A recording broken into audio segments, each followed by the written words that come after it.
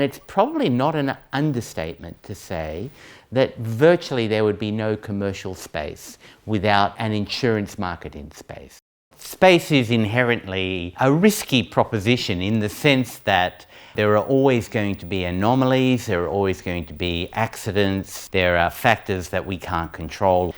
Accidents give rise to consequences which may involve the need to pay compensation, and somebody will be liable for that, and we have a sophisticated system already in place to see who that is.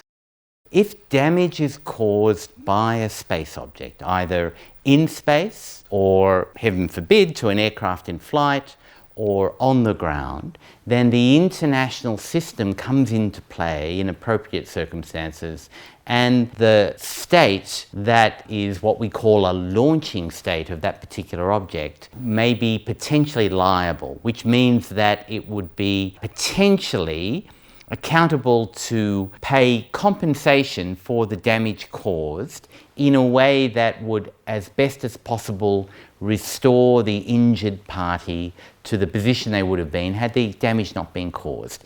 And this applies even if the damage is caused by a space object that's owned and controlled by a private entity.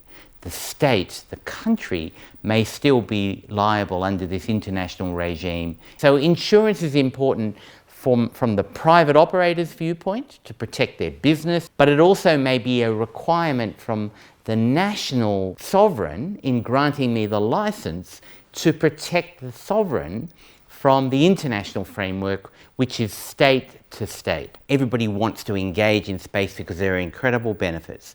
But space is hard, the old cliche, and things can go wrong.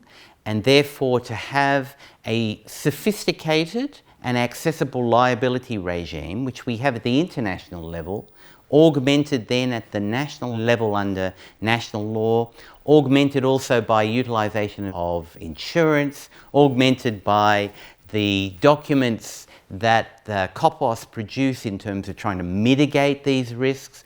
All of that is an important component.